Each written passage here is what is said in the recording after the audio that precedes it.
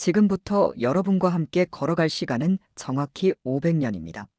한 장수의 결단에서 시작해 27명의 임금이 앉았다 떠난 옥좌의 이야기. 그 첫문을 열어보겠습니다. 14세기 말 고려는 이미 속부터 무너지고 있었습니다. 북에서는 홍건적이, 남해에서는 왜구가 쉬지 않고 국경을 두드렸고 궁궐 안에서는 권문세족들이 나라의 살점을 나눠먹듯 다투고 있었죠. 백성들은 오늘을 걱정하는 게 아니라 내일 살아있을지를 걱정해야 했습니다. 그런 시대에 변방 동북면에서 묵묵히 전공을 쌓아온 한 무장이 있었습니다. 험한 국경에서 자라 어릴 때부터 활과 말을 벗삼았던 인물. 홍건적이 국경을 넘으면 가장 먼저 달려나갔고 왜구가 해안을 뒤흔들 때도 망설이지 않았습니다. 싸움에서 져본 적이 없었고 이길 때마다 그의 이름은 백성들 사이에 조용히 그러나 멀리 퍼져나갔습니다. 사람들은 지금 이 나라를 버텨내는 건 저 장수 하나뿐이라고 수군거렸죠. 이성계였습니다. 1388년 조정은 그에게 감당하기 힘든 명령을 내립니다. 요동을 정벌하라. 국력도 준비도 턱없이 부족한 전쟁이었죠. 하지만 명령은 명령이라 이성계는 군대를 이끌고 북으로 향합니다. 그리고 압록강 위화도에 다다랐을 때 모든 것이 멈춰섭니다. 강을 건너면 군대는 무너질 것이 뻔했고 돌아가면 왕명을 거스른 반역자가 될 상황. 이성계는 밤새 고민합니다. 나라를 위한 길이 무엇인지, 임금에 대한 충성이 정말 옳은 것인지. 결국 그는 칼끝의 방향을 바꿉니다. 전진이 아니라 회군을 선택한 것입니다. 이 하나의 선택이 500년 왕조의 첫 페이지가 됩니다. 위화도 회군. 군대를 돌려 개경으로 향한 순간 고려의 권력 구조는 걷잡을 수 없이 무너지기 시작했습니다. 정권을 손에 넣은 이성계는 공양왕을 형식적인 왕좌에 앉혀두고 실권을 장악합니다. 그리고 1392년 고려는 문을 닫고 새로운 나라가 섭니다. 조선의 첫 임금 태조 이성계였습니다. 흥미로운 건 그 다음입니다. 새 나라를 세워놓고도 그는 국호도 제도도 당장 바꾸지 않겠다고 선언합니다. 이름부터 바꾸는 순간 민심이 흔들릴 걸 알고 있었기 때문이죠. 시간을 벌고 민심을 다진 뒤에야 나라 이름은 비로소 조선이 됩니다. 태조가 그린 나라의 큰 그림은 분명했습니다. 명나라와는 다투지 않고 안으로는 농업을 살려 백성을 먹이고 불교 대신 유교를 국가의 중심축으로 세운다. 모든 것은 하나의 목표, 오래가는 나라를 향해 있었습니다. 문제는 후계였습니다. 태조는 이미 쉰을 넘긴 나이. 언제 쓰러져도 이상하지 않았죠. 첫째 부인에게서 6아들, 둘째 부인에게서 2아들을 두었는데 세자로 낙점된 건 놀랍게도 막내, 겨우 11살의 이방석이었습니다. 전쟁에서 공을 세운 형들이 아니라 태조가 가장 사랑한 부인의 아들이었죠. 정치적 계산이라기보다는 아버지의 마음이 앞선 결정이었습니다. 이 선택은 조용한 화약고가 됩니다. 어린 세자가 왕위에 오른다는 건 결국 재상정도전과 신하들이 실권을 쥔다는 뜻이었고 반대로 군사력과 공적을 이미 손에 쥔 형들은 하루아침에 정치 중심에서 밀려난다는 뜻이었기 때문입니다. 한편 태조는 또 다른 결단을 내립니다. 1394년 수도를 개경에서 한양으로 옮긴 것입니다. 고려의 그림자가 짙게 남은 개경을 벗어나야 새 나라가 진짜 새 나라가 될 수 있었죠. 이 한양을 설계한 사람이 정도전입니다. 그는 나라의 중심을 왕이 아니라 백성으로 봤습니다. 궁궐의 이름, 성문의 위치, 골목의 폭까지 모두 메시지를 담아 설계했죠. 말탄 양반을 피해 백성이 몸을 낮추지 않아도 되도록 만든 피막골이 대표적인 예입니다. 그리고 그가 꿈꾼 나라는 왕이 아니라 재상이 국정을 이끄는 나라, 왕은 늘 배우고 비판받아야 하는 존재였습니다. 이 구조를 가장 불편하게 여긴 인물이 있었습니다. 칼로 나라를 세우는데 앞장섰지만 세자 자리에서도 권력의 중심에서도 밀려나고 있던 5째 아들 이방원이었습니다. 결정적 불씨는 사병혁파였습니다. 왕자와 공신들이 개인적으로 거느리던 군대를 국가에 반납하라는 명령. 칼을 들 힘도 스스로를 지킬 수단도 빼앗기는 순간 이방원은 확신합니다. 이대로 가면 언젠가 자신이 먼저 제거된다고. 1398년 밤 조선의 궁궐은 피로 물듭니다. 제1차 왕자의 난. 정도전이 쓰러졌고 어린 세자 이방석도 그날 밤을 넘기지 못했습니다. 태조는 아들을 잃고 가장 믿었던 신하를 눈앞에서 잃습니다. 그 충격은 그를 완전히 무너뜨렸고 결국 그는 왕좌를 뒤로 한 채 한양을 떠나버립니다. 실권은 이미 이방원의 손에 있었지만 그는 곧바로 왕위에 오르지 않습니다. 아버지가 살아있고 절차상 명분이 필요했기 때문이죠.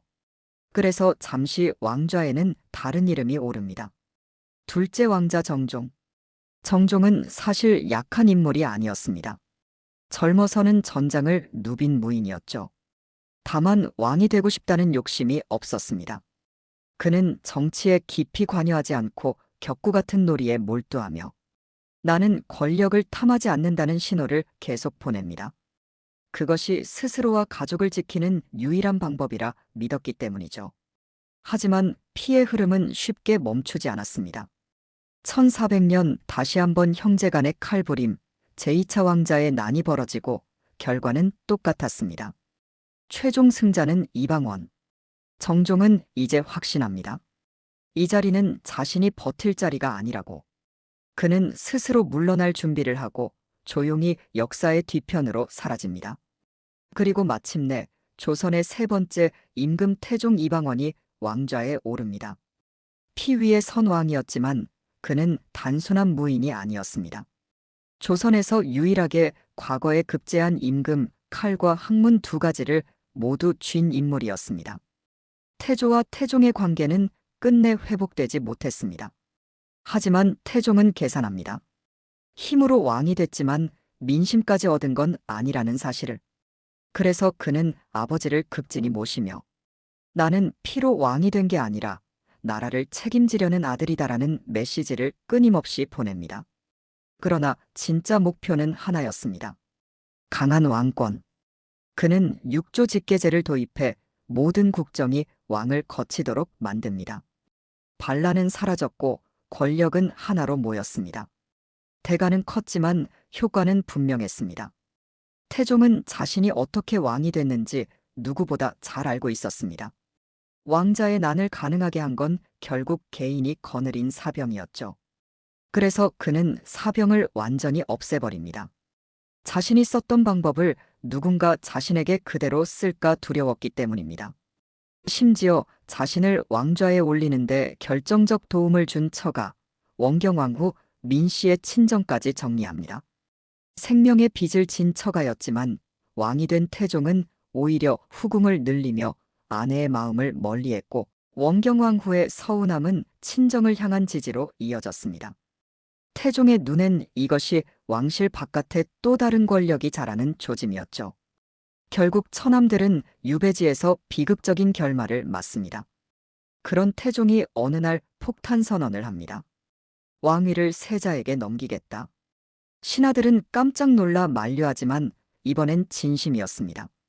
원래 세자는 장남 양녕대군이었지만 거듭된 일탈로 신뢰를 잃었고 둘째 효령대군은 불교에 지나치게 기울어 유교국가 조선과는 방향이 맞지 않았습니다. 남은 건 셋째 충녕대군. 태종은 그를 보며 생각합니다. 내가 피로 만든 왕권을 이 아이라면 안정으로 바꿀 수 있겠다. 세자가 된 지 2달 만에 22살의 충녕대군이 왕위에 오릅니다. 조선의 네 번째 임금 세종이었습니다. 다만 왕권은 넘겼어도 병권은 태종이 쥔 채였습니다. 왕이 둘인 듯한 위태로운 구조였지만 태종은 이 위험까지 통제할 자신이 있었습니다. 세종은 아버지가 살아있는 동안 조급하게 움직이지 않고 자신의 사람들을 준비합니다. 학자들을 모으고 정책을 설계하며 피를 흘리지 않고 권력을 다져갔죠. 세종의 힘은 폭발이 아니라 지속이었습니다. 세종에게도 넘을 수 없는 벽은 있었습니다. 바로 명나라와의 외교, 특히 공여 문제였습니다. 조선의 여인들이 명나라로 끌려가는 걸 피하려 스스로 몸을 상하게 하는 이들까지 있었다고 전해질 만큼 두려운 일이었죠. 세종은 전쟁을 피하면서 버틸 수 있는 범위 안에서 외교를 이어갑니다. 그는 그 고통을 내부를 단단히 하는데 쏟습니다. 세금 제도에서는 풍흉과 토지 비옥도에 따라 차등을 두는 방식을 도입해 백성의 숨통을 틔우려 했고, 신분이 낮아도 능력이 있으면 등용하는 인재관으로 장영실 같은 인물을 발탁해 과학기구 개발을 지원했습니다. 정치 운영에서도 균형을 잡아 의정부가 먼저 정리한 뒤 왕에게 보고하는 구조를 강화하되 인사와 군사처럼 민감한 사안은 직접 챙겼습니다. 몸이 쇠약해지고 시력이 급격히 나빠진 시기, 오히려 세종은 가장 놀라운 업적을 남깁니다. 훈민정음 창제입니다. 당시 문자는 지배층의 전유물이었고 백성은 억울해도 기록으로 남길 방법이 없었습니다. 세종은 모든 사람이 그를 알면 어리석음에서 오는 죄도 줄어든다고 믿었고 그 믿음을 국가적 사업으로 완성시킵니다. 국방에서도 세종은 손을 놓지 않았습니다. 북방에는 사군 육진을 설치해 국경선을 사실상 확정지었고 남쪽 바다에서는 대마도를 정벌해 왜구를 견제했습니다. 한양을 기준으로 한 독자적인 역법을 편찬하는 등 천문과 달력을 농사와 국가 운영의 기반으로 삼았습니다. 흥미롭게도 세종시대의 기록에는 거북선이라는 이름이 이미 등장한다고 전해집니다. 훗날 이순신 시대에 완성된 거북선이 어느 날 갑자기 나타난 발명품이 아니라 이전부터 존재하던 형태가 조금씩 발전해온 결과일 수 있다는 해석이 나오는 이유입니다. 전쟁보다 제도가 정비되고 백성의 삶이 비교적 안정됐던 세종의 치세는 유난히 길었습니다. 백성들이 노래하고 춤추며 삶을 즐겼다는 표현이 나올 정도로 나라가 오랜만에 숨을 고를 수 있었던 시기였죠. 그리고 이 긴 치세는 한 사람에게 엄청난 기회를 줍니다. 세자 2항, 무려 30년 가까이 세자 자리에서 국정을 직접 지켜본 인물이었습니다. 세종이 세상을 떠난 뒤 37세의 나이로 왕위에 오른 2항, 조선의 5번째 임금 문종입니다. 무예와 학문, 과학과 천문까지 두루 갖춘 인물이었지만 그의 삶은 개인적인 비극으로 무너집니다. 3명의 아내를 두었지만 첫째와 둘째는 폐위되고 진심으로 의지했던 셋째, 권씨마저 아들, 딸을 남기고 젊은 나이에 세상을 떠납니다. 그 아들과 딸이 훗날의 단종과 경혜공주였습니다. 여기에 연달아 이어진 국상까지 겹치며 문종의 몸은 급격히 쇠약해집니다. 왕이 되었지만 침상에 눕는 시간이 늘어갔고 그는 죽어가면서도 단 하나만을 걱정했습니다. 내가 떠나면 내 아들은 어떻게 되는가? 문종이 가장 두려워한 존재는 동생 수양대군이었습니다. 할아버지 태종의 기질을 닮았다는 말이 나올 만큼 용맹하고 정치도 읽을 줄 아는 인물이 어린 조카 곁에 있다는 건 축복이 아니라 위협이었죠. 인기 많고 야심 컸다는 또 다른 동생 안평대군까지 있어 형제간 우애를 중시했던 세종의 뜻과 달리 왕위 계승을 흔드는 불씨가 자라나 있던 상황이었습니다. 죽음을 앞둔 문종은 신하 셋을 불러 마지막 부탁을 남깁니다. 내 아들은 이제 겨우 12살이다. 지켜달라. 이들이 훗날 고명대신이라 불리는 이들입니다. 12살 단종이 왕위에 오르자 사람들은 어린 왕이 아니라 결정권을 쥔 신하 김종서에게 줄을 섭니다. 관리 임용 명단에 미리 표시를 해두고 왕이 그대로 결재하는 황표정사라는 방식까지 등장하죠.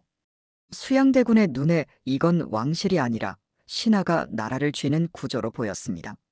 수양대군은 서두르지 않았습니다. 형이 죽었을 때는 통곡하며 슬퍼했고 정치에 관심 없는 듯 행동했죠. 하지만 1453년 어느 밤 김종서의 집에 자객이 들이닥칩니다. 계유정난이었습니다. 김종서, 황보이는 물론 동생 안평대군까지 제거하며 수양대군은 정권을 완전히 장악합니다. 그러고도 그는 2년을 더 기다립니다. 명분 없이 왕좌에 앉으면 오래가지 못한다는 걸 알았기 때문이죠. 그리고 1455년 마침내 단종을 끌어내리고 스스로 왕위에 오릅니다. 조선 7대 임금세조. 단종은 서인으로 강등돼 강원도 영월로 유배되고 1457년 17의 나이로 생을 마감합니다. 이 비극적 결말에 목숨을 걸고 저항한 이들이 바로 사육신이었습니다. 세조는 왕권을 다시 태종의 방식으로 되돌립니다. 육조 직계제를 강화하고 의정부와 집현전의 힘을 눌렀죠. 동시에 훗날 경국대전으로 이어지는 법전 정비 작업을 시작합니다. 1467년에는 함경도에서 이시애의 난이 터지며 중앙 권력에 대한 지방의 반발이 터져나오지만 반란은 진압되고 오히려 중앙 집권은 더욱 촘촘해집니다. 세조는 말년에 원상제라는 안전장치까지 마련한 뒤 1468년 왕위를 내려놓고 얼마 지나지 않아 세상을 떠납니다. 왕위는 세조의 아들 예종에게 넘어갑니다.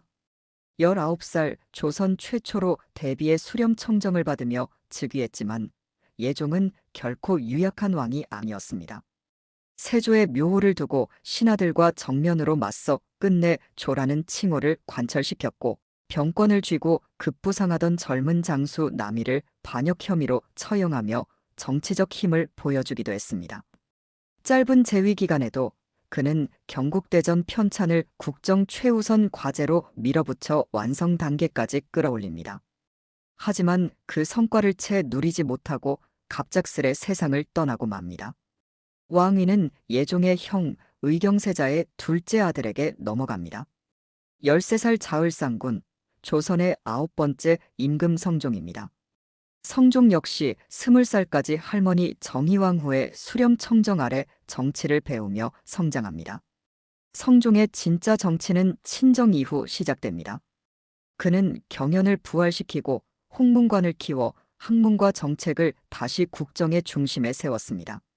그리고 결정적으로 그는 어느 한쪽에도 권력을 몰아주지 않는 전략을 택합니다. 훈구 세력만으로는 왕이 다시 휘둘릴 수 있다고 본 것이죠. 그래서 지방의 신진학자들, 사림을 대거 불러들입니다. 훈구와 사림이 서로 견제하는 그 사이에서 왕이 중심을 잡는 구조. 이 균형 위에서 조선은 마침내 경국대전을 완성, 반포하며 명실상부한 제도국가로 자리 잡습니다. 성종이 직접 정치를 장악하면서 세조 시기에 사라졌던 원상제를 없애고 대신이 국정을 좌우하던 구조를 정리하며 왕권을 회수하기 시작합니다. 젊은 관료들이 성장할 수 있도록 독서당을 마련하는 등 정치의 근육을 새로 만드는 작업도 이어졌습니다. 하지만 겉으로 드러난 안정 아래에는 또 다른 균열이 자라고 있었습니다. 후궁이 늘어나며 궁궐 안의 질투와 불안이 커졌고 그 중심에 패비윤 씨가 있었습니다. 처음 입궁했을 때는 검소하고 단정한 태도로 성종의 총애를 받았다고 전해지지만 중전 자리에 오른 뒤 불안과 질투가 점점 극단으로 치닫습니다. 결국 그녀는 폐위되어 서인이 되고 끝내 사약을 받습니다. 그때 그녀의 어린 아들은 자신의 어머니가 누구였는지도 모른 채 자라나고 있었습니다. 이 비밀은 오랫동안 감춰졌다가 훗날 조선을 뒤흔드는 불씨로 다시 타오르게 됩니다. 1494년 19살의 나이로 왕위에 오른 그 아들이 연산군입니다. 즉위 초반에는 지방을 살피고 기강을 바로잡으려는 모습을 보이기도 했지만 그의 마음 깊은 곳에는 어머니의 죽음이라는 상처가 자리하고 있었습니다. 첫 번째 파국은 무오사화였습니다. 사초에 실린 글이 문제가 되어 사림이 대거 숙청됐죠. 이후 연산군이 어머니 패비윤 씨의 죽음에 얽힌 진실을 알게 되면서 분노는 곧 복수로 바뀝니다. 갑자사화. 수많은 신하와 궁인들이 무차별적으로 처형되며 궁궐은 공포에 잠깁니다. 두 번의 사화를 거치며 왕을 견제할 세력은 완전히 사라졌고 연산군은 향락과 사치, 포갑으로 치닫습니다. 결국 1506년 신하들이 직접 군사를 일으켜 왕을 끌어내립니다. 조선 역사상 처음으로 임금이 강제로 폐위된 사건, 중종반정이었습니다. 새로 왕위에 오른 진성대군, 중종은 처음부터 기울어진 왕이었습니다. 그를 왕으로 만든 건 신하들이었기 때문이죠. 공신들은 중종에게 정실부인 단경왕후 신씨와 헤어지라 요구했고 중종은 끝내 아내를 지켜내지 못합니다. 훗날 사람들 입에 전해지는 인왕산 치마바위 전설은 그 안타까운 사랑의 흔적입니다. 공신 세력의 그늘 아래 있던 중종은 핵심 공신 박원종이 세상을 떠난 뒤에야 개혁의 숨통을 찼습니다.